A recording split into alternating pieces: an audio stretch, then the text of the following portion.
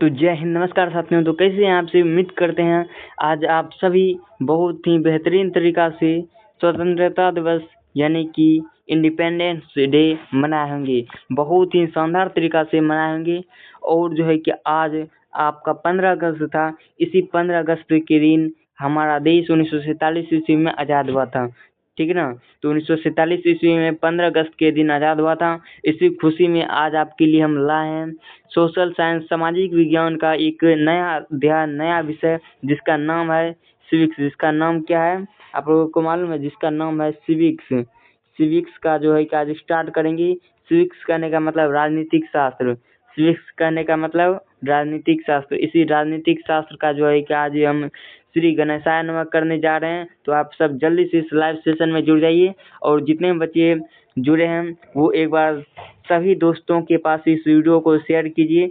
एक एक बच्चा अगर इस वीडियो को शेयर करेगा तो बहुत ही भारी संख्या में आप लोग हमको जो है कि भारी मतों से जिताएंगे, ठीक है ना। वही चीज़ में पढ़ना है। तो चलिए आप सब जल्दी जुड़ जाइए। और हाँ, इस वीडियो को हम स्टार्ट करिए तो सबसे पहले आपको क्या करना है, चैनल पर अगर नए हैं तो चैनल को ज़रूर सब्सक्राइब कीजिए। हाँ जी हाँ, अगर आप लोग चैनल को सब्सक्राइब नहीं किए हैं तो चैनल को ज़रूर सब्सक्राइब कर लीजिए। इस वीडियो के नीचे में सब्सक्राइब का बटन दिया गया है, उसको एक बार क्लिक कीजिए, ठीक है ना। और हाँ, अगर शेयर कर दिए होंगे, ठीक है ना आप लोग, तो हमको उम्मीद है कि शेयर कर देंगे और लाइक का बटन दबा दीजिए। तो चलिए इस वीडियो को जो है कि हम बहुत ही बेहतरीन तरीका से स्टार्ट करते हैं।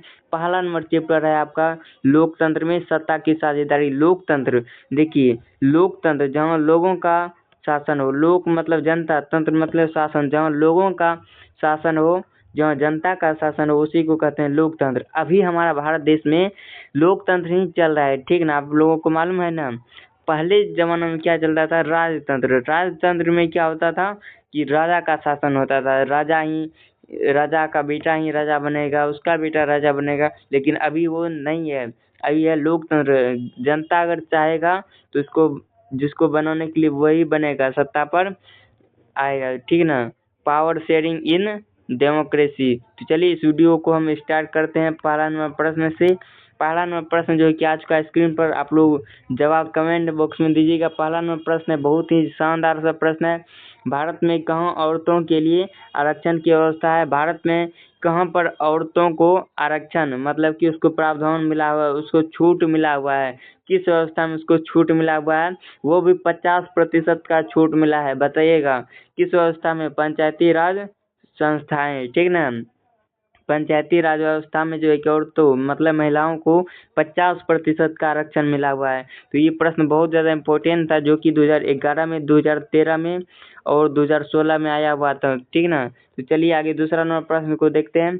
दूसरा नंबर प्रश्न जो कि हमारा 15वीं लोकसभा चुनाव से पूर्व, लोकसभा में 15वीं लोकसभा चुनाव से पूर्व यानी पहले लोकसभा में महिलाओं की भागीदारी कितनी थी? 15वीं लोकसभा चुनाव से पूर्व मतलब पहले, जब 15वीं लोकसभा चुनाव हुआ था उसके पहले लोकसभा में महिलाओं की जो है ना भागीदारी कितनी थी, कितना प्रतिशत महिला का भागीदारी थी? तो आप लोग बताइए जवाब कमेंट बॉक्स में। कितनी थी? 10%। हाँ बिल्कुल सही जवाब है। जितने बच्चे ऑप्शन नंबर ए बता रहे हैं उनका जवाब 100% सही है। 2 का ऑप्शन नंबर ए बिल्कुल सही हो जाएगा, ठीक है। साथियों आगे बढ़ते हैं। तीसरा नंबर प्रश्न है हमारा। तीसरा नंबर प्रश्न कहता है निम्नलिखित व्यक्तियों में कौन लोकतंत्र में रंग भेद के विरोधी नहीं थे? पूछा है इनमें कौन सा व्यक्ति है जो लोकतंत्र में रंग भेद के खिलाफ थे, विरोधी नहीं थे? कौन ऐसा व्यक्ति है जो रंग भेद का विरोधी नहीं था? तो इसका जवाब बताइएगा आप लोग कमेंट बॉक्स में। तो इसका जवाब हो जाएगा ऑप्शन नंबर डी, जेड गुडी। क्या हो जाएगा? जेड गुडी। ये जो है ना रंग भेद का विरोध नहीं करता था, ये कहता था रंग भेद अच्छा चीज है, रंग भेद विभेद होना चाहिए। यही एक व्यक्ति था। 3 का ऑप्शन नंबर डी। जितने बच्चे बता रहे हैं उनका जवाब 100% सही है। आगे बढ़ते हैं चौथा नंबर प्रश्न। आप सभी को इस क्लास में बहुत ही मजा आने वाला है, तो आप लोग शुरू से लेकर अंत तक देखिएगा। देखेंगे ना? बोलिए देखेंगे। तो चलिए आगे चौथा नंबर प्रश्न हमारा, बिहार भारत में पंचायती राज अधिनियम के अंतर्गत महिलाओं के लिए, किसके लिए? महिलाओं के लिए। और ये प्रश्न बताए थे पहले हम, अंतर्गत महिलाओं के लिए कितने प्रतिशत सीटों का आरक्षण है? तो आपको क्या बताए थे? 50% ना, 50 में बताए थे। तो जवाब हो जाएगा इसका ऑप्शन नंबर सी, बिल्कुल करेक्ट आंसर हो जाएगा। 4 का ऑप्शन नंबर सी जितने भी बच्चे बता रहे हैं उनका जवाब बिल्कुल सही है, ठीक ना। आगे 5वां नंबर प्रश्न को देखते हैं। 5वां नंबर जो हमारा प्रश्न है, क्या कहता है, क्षेत्रवाद की भावना का एक कुपरिणाम, मतलब खराब परिणाम, क्षेत्रवाद की भावना का एक कुपरिणाम क्या है, तो आप लोगों को मालूम है ना। हाँ, इसका जवाब बताइएगा आप लोग कमेंट बॉक्स में। बिल्कुल आसान प्रश्न है। क्षेत्रवाद की भावना का एक कुपरिणाम है तो अलगाववाद, बिल्कुल सही जवाब है अलगाववाद। जो भी बच्चे 5 का ऑप्शन नंबर डी बता रहे हैं उनका जवाब बिल्कुल सही है, उनका जवाब 100% सही है, ठीक। तो आगे बढ़ते हैं, 6 नंबर प्रश्न देखते हैं। 6 नंबर प्रश्न तो लगता है बड़ा, लेकिन ये प्रश्न का आंसर देखेंगे ना, छोटा वाला ही होगा, ठीक। कहता है सांप्रदायिक, 6 नंबर प्रश्न क्या है, सांप्रदायिक राजनीति किस पर आधारित होता है, तो आप लोग कमेंट बॉक्स में बताइएगा। सांप्रदायिक राजनीति किस पर आधारित होता है, जिसमें एक धर्म दूसरे धर्म से श्रेष्ठ है, यही जवाब बिल्कुल सही हो जाएगा। बताए थे ना, ये प्रश्न थोड़ा सा लगता होगा बड़ा, लेकिन इसका जवाब छोटा वाला ही होगा। तो आगे बढ़ते हैं, 7वां प्रश्न को देखते हैं। 7वां प्रश्न देखिए, ये प्रश्न हमारा क्या है, 7वां नंबर प्रश्न है, भारतीय संविधान के बारे में क्या कहता है, भारतीय संविधान के बारे में इनमें से कौन सा कथन सही है। भारत का संविधान के बारे में इनमें कथन दिया हुआ और इनमें कौन सा कथन सही है। 4 को विकल्प दिया हुआ ऑप्शन, और इसमें बताइएगा एक ऑप्शन सही होगा। 7 का करेक्ट आंसर क्या हो जाएगा, तो 7 का सभी लोगों को कोई भी धर्म मानने की आज़ादी देता है। हाँ, संविधान कहता है कि हमारा संविधान में सभी लोगों को समान धर्म मानने की आज़ादी है। ऑप्शन नंबर सी इनका बिल्कुल सही जवाब हो जाएगा। और जो है कि आगे बढ़ते हैं, 8वां हमारा प्रश्न है, कहता है जब हम क्या है 8वां नंबर प्रश्न, जब हम लैंगिक विभाजन की बात करते हैं तो हमारा अभिप्राय होता है, जब हम लैंगिक विभाजन की बात करेंगे तो हमारा अभिप्राय क्या होना चाहिए, उसका अभिप्राय होना चाहिए स्त्री और पुरुष के बीच जैविक अंतर, स्त्री और पुरुष के बीच जैविक अंतर, ठीक है ना। तो आगे बढ़ते हैं, 9वां प्रश्न को देखते हैं। 9वां हमारा प्रश्न है अंतरराष्ट्रीय, बहुत ही शानदार सा प्रश्न है। क्या कहता है प्रश्न, अंतरराष्ट्रीय महिला दिवस किस तिथि को मनाया जाता है, अंतरराष्ट्रीय महिला दिवस कब मनाया जाता है, तो आप लोग बताइएगा। ये प्रश्न आप लोग कमेंट बॉक्स में बताइए, क्योंकि बिल्कुल आसान प्रश्न है, तो इससे हम उम्मीद करते हैं कि आप लोग कमेंट बॉक्स में दे देंगे इसका जवाब। अंतरराष्ट्रीय महिला दिवस 8 मार्च को मनाया जाता है। कब मनाया जाता है, 8 मार्च को। 9 का ऑप्शन और बी, जितने भी बच्चे बता रहे हैं उनका जवाब बिल्कुल सही है, ठीक ना। आगे 10वां नंबर हमारा प्रश्न है। 10वां नंबर जो प्रश्न है, क्या कहता है, सांप्रदायिक राजनीति आधारित होती है, सांप्रदायिक राजनीति किस पर आधारित होती है, तो धर्म पर। सांप्रदायिक राजनीति किस पर आधारित होती है, तो धर्म पर आधारित होती है। 10 का ऑप्शन नंबर ए, जितने भी बच्चे बता रहे हैं उनका जवाब बिल्कुल सही है। 10 का ऑप्शन नंबर ए बिल्कुल करेक्ट आंसर हो जाएगा, ठीक है ना। तो 10 का ऑप्शन नंबर ए बिल्कुल करेक्ट आंसर हो जाएगा। आगे बढ़ते हैं 11वां नंबर प्रश्न। 11वां नंबर प्रश्न हमारा क्या कहता है, 11वां नंबर जो प्रश्न हमारा 16वीं प्रश्न क्या कहता है, 16वीं लोकसभा में महिलाओं सदस्यों की संख्या कितनी थी। 16वीं लोकसभा चुनाव में महिला सदस्यों की संख्या कितनी है, तो 11 का बताइएगा। करेक्ट आंसर क्या आ जाएगा, 61%। ये आपको याद कैसे करना है, तो हम आपको यहीं पर याद करा देंगे, या हम जो है कि आपको यहीं पर याद कराएंगे। कैसे, तो देखिए 16 है, 16 को उल्टा दीजिए, 6 को आगे और 1 को इधर कर दीजिए, ठीक ना। तो देखिए 16 को जैसे उल्टाएंगे ना 61 हो जाएगा, तो इसलिए इसका करेक्ट आंसर ऑप्शन नंबर ये हो जाएगा। 11 का ऑप्शन नंबर ए, जितने बच्चे बता रहे हैं उनका जवाब 100% सही है। 11 का ऑप्शन नंबर ए बिल्कुल करेक्ट आंसर है, ठीक ना। आगे बढ़ते हैं, 12वां नंबर में प्रश्न है, लोकतंत्र की सफलता की चुनौती है। लोकतंत्र का जो सफलता है उसका चुनौती क्या है, तो 12 का बताइएगा। करेक्ट आंसर क्या होना चाहिए, अफसरशाही और शिक्षा जातिवाद, ये सभी लोकतंत्र की सफलता की चुनौती है, तो इनमें से सभी इसका बिल्कुल सही जवाब हो जाएगा। लोकतंत्र की सफलता की चुनौती है और शिक्षा जातिवाद अफसरशाही, ठीक ना। आगे 13 नंबर हमारा प्रश्न है, निम्नलिखित में से किस समुदाय ने ब्रुसेल्स में बहुमत का गठन किया, किस समुदाय ने ब्रुसेल्स में बहुमत गठन किया था, तो बताइएगा। इसका करेक्ट आंसर क्या होना चाहिए, ब्रुसेल्स में पूछा है, कहाँ पर पूछा है, ब्रुसेल्स में। तो ऑप्शन नंबर इसका क्या होना चाहिए, करेक्ट आंसर बताइएगा। 13 का ऑप्शन नंबर बी, डच भाषी समुदाय। इसी डच भाषी समुदाय ने का बहुमत जो है ना, इसी ने किया था। पूछा है निम्नलिखित में से किस समुदाय ने ब्रुसेल्स में बहुमत का गठन किया था? बहुमत का गठन किया था डच भाषी ने। तो ठीक ना। आगे हमारा बढ़ते हैं 14 नंबर प्रश्न। 14 नंबर जो हमारा प्रश्न है वो स्क्रीन पर आ चुका, कहता है राष्ट्रवादियों और यूके सरकार के बीच कब समझौता हुआ? राष्ट्रवादियों और यूके सरकार के बीच समझौता जो है कि कब हुआ था, यही प्रश्न है। तो 1998 ईस्वी में समझौता हुआ था। 14 का ऑप्शन नंबर सी बिल्कुल करेक्ट हो जाएगा। राष्ट्रवादियों और यूके के सरकार के बीच कब समझौता हुआ था? 1998 ईस्वी में। तो 14 का ऑप्शन नंबर सी, जितने भी बच्चे बता रहे हैं उनका जवाब, उनका उत्तर बिल्कुल सही है, ठीक है ना। 14 का ऑप्शन नंबर सी। आगे बढ़ते हैं 15 नंबर जो हमारा प्रश्न है, बहुत ही शानदार सा प्रश्न है। कहता है मैं अंतर्राष्ट्रीय महिला दिवस की घोषणा किस संस्था ने की थी? तो अंतर्राष्ट्रीय महिला दिवस की घोषणा किस संस्था ने की थी? इसका correct answer option number A हो जाएगा, संयुक्त राष्ट्र संघ ने किया था। अंतर्राष्ट्रीय महिला दिवस की घोषणा किस संस्था ने की थी? संयुक्त राष्ट्र संघ ने की थी, ठीक है ना। संयुक्त राष्ट्र संघ। ये प्रश्न आपका 2023 में आया हुआ है, और ये वाला जो प्रश्न भी ऊपर में देख रहे थे ये भी 2023 का, ये भी 2023 का है, ठीक ना। कोई दिक्कत नहीं ना। तो हंसते रहिए, मुस्कुराते रहिए। आपके बीच प्रश्न आ रहा है 16 नंबर। 16 नंबर हमारा प्रश्न है, क्या कहता है 16 नंबर प्रश्न, निम्नलिखित में से कौन संघों के एक साथ आने का उदाहरण नहीं है? निम्नलिखित में से कौन संघों की एक साथ आने का उदाहरण नहीं है? तो 16 का क्या होगा करेक्ट आंसर, बताइएगा आप लोग। 16 का ऑप्शन नंबर ये हो जाएगा भारत। क्या हो जाएगा? भारत इसका बिल्कुल सही जवाब हो जाएगा। 16 का ऑप्शन नंबर ये बिल्कुल सही उत्तर है।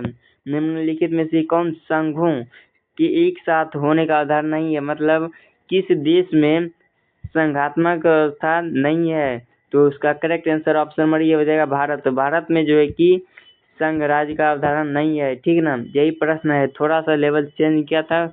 आगे 17 नंबर प्रश्न को देखते हैं। 17 नंबर जो प्रश्न हमारा क्या है, 17 नंबर प्रश्न कहता है हमारा निम्नलिखित में से किसने कहा कि धर्म, हाँ ये प्रश्न बहुत ज्यादा इम्पोर्टेंट है, 2023 में पूछा है ये प्रश्न, बहुत ज्यादा इम्पोर्टेंट है ये वाला। निम्नलिखित में से किसने कहा कि धर्म को कभी भी राजनीति से अलग नहीं किया जा सकता है? धर्म को कभी भी राजनीति से अलग नहीं किया जा सकता है। तो ये आपको जवाब देना है, इसका जवाब दीजिएगा। ये जो है कि बहुत ही शानदार प्रश्न है। निम्न में से किसने कहा कि धर्म को कभी राजनीति से अलग नहीं किया जा सकता है? गांधी जी ने कहा था। किसने कहा था? गांधी जी ने किया था। तो 17 का ऑप्शन नंबर बी बिल्कुल करेक्ट आंसर हो जाएगा। आगे हमारा 18 नंबर प्रश्न है। 18 नंबर प्रश्न कहता है निम्न में से कौन सामाजिक विभाजन का आधार भाषा था? निम्न में से कौन सामाजिक विभाजन का आधार भाषा था? तो 18 का बताइएगा करेक्ट आंसर क्या हो जाएगा? बेल्जियम। क्यों हो जाएगा? बेल्जियम, ठीक ना। बेल्जियम इसका करेक्ट आंसर हो जाएगा। आगे बढ़ते हैं 19 नंबर प्रश्न को देखते हैं। 19 नंबर जो हमारा प्रश्न है कहता है अंतर्राष्ट्रीय महिला दिवस की घोषणा कब किस वर्ष की गई थी? अंतर्राष्ट्रीय महिला दिवस की घोषणा जो है कि किस वर्ष की गई थी? तो 1975 ईस्वी में। अंतर्राष्ट्रीय महिला दिवस की घोषणा कब की गई? 1975 ईस्वी। अंतर्राष्ट्रीय महिला दिवस की घोषणा कब की गई?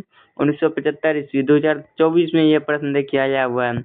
अंतर्राष्ट्रीय महिला दिवस की घोषणा किस वर्ष की गई थी? 1975 ईस्वी। 1975 ईस्वी, 8 मार्च 1975 ईस्वी। तो आगे बढ़ते हैं 20 नंबर प्रश्न को देखते हैं।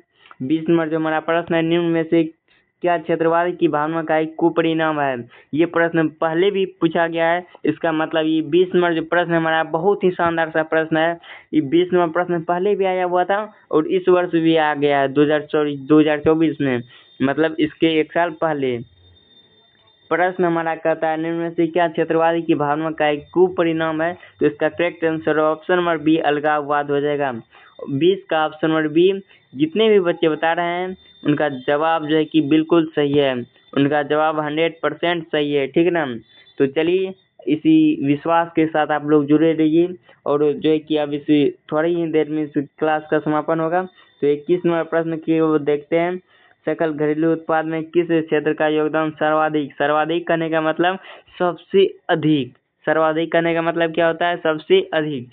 कहता है सकल घरेलू उत्पाद में किस क्षेत्र का योगदान सबसे ज्यादा है?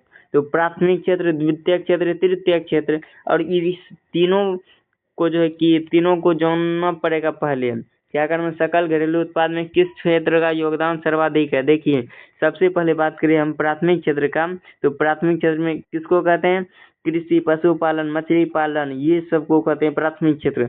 और द्वितीय क्षेत्र उद्योग व्यवस्था जो होता है, बिजली, ये सब का निर्माण जो होता है वो किसमें होता है, द्वितीय क्षेत्र। और जो है कि तृतीय क्षेत्र को कहता है सेवा क्षेत्र। सेवा क्षेत्र में पुलिस, डॉक्टर, नर्स, जितना भी वकील, ये सब जितना भी सरकारी संस्था है वो होता है तृतीय क्षेत्र में। तो सबसे ज्यादा योगदान अगर पूछे तो सकल घरेलू उत्पाद में, मतलब हमारा राष्ट्र का इनकम बढ़ाने में, तो 21 का बताएगा। जवाब क्या हो जाएगा, तृतीय क्षेत्र का सबसे ज्यादा है। क्या है कि अभी के समय में जो है कि वही वो जो सर्विस वाला आदमी होता है, जैसे कि नौकरी लग गया जिसको, उसका इनकम जो है ज्यादा होता है। उसका इनकम ज्यादा हुआ तो मतलब उसका प्रति व्यक्ति अधिक हुआ तो सकल घरेलू उत्पाद यानी कि जीडीपी, ग्रोस नेशनल इनकम जो है कि वह भी बढ़ेगा, ठीक है ना। तो इसका 21 का ऑप्शन नंबर सी जो है ना बिल्कुल करेक्ट आंसर हो जाएगा। 21 का जितने बच्चे ऑप्शन नंबर सी बचा रहे हैं उनका जवाब बिल्कुल सही है। आगे हमारा है 22 नंबर प्रश्न। 22 नंबर जो हमारा प्रश्न है क्या कहता है, सप्तदलीय क्या है प्रश्न, सप्तदलीय गठबंधन कहाँ बनाया गया था। सप्तदलीय गठबंधन कहाँ पर बनाया गया था, तो ये बनाया गया था नेपाल में। सप्तदलीय गठबंधन कहाँ बनाया गया था, नेपाल में बनाया गया था। कहाँ बनाया गया था, नेपाल में बनाया गया था, ठीक ना। ये प्रश्न भी 2025 में आया हुआ है। अगला हमारा 23 नंबर प्रश्न है, नेपाल में लोकतंत्र की स्थापना कब की गई। नेपाल में लोकतंत्र की स्थापना कब की गई थी, तो 2008 में। नेपाल में लोकतंत्र की स्थापना कब की गई, 2008 में, ठीक ना। 2008 में नेपाल में लोकतंत्र की स्थापना की गई थी।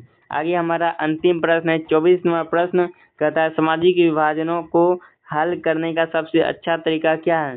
सामाजिक विभाजन को हल करने का सबसे अच्छा तरीका है लोकतंत्र। कौन सा है, लोकतंत्र, ठीक ना। तो ये प्रश्न भी 2025 में आया हुआ था।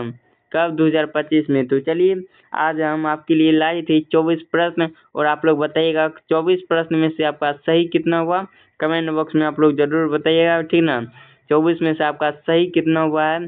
तो चलिए इसी आशा और विश्वास के साथ मिलते हैं फिर नेक्स्ट वीडियो में। अगला जो चैप्टर है, दूसरा नंबर चैप्टर, सत्ता में साझेदारी की कार्यप्रणाली, उसी चैप्टर को हम लाएंगे। तो आप लोग उस दिन भी कल भी जुड़ेंगे, ठीक ना। तो आप लोग इसी विश्वास के साथ चैनल को सब्सक्राइब कर लिए होंगे।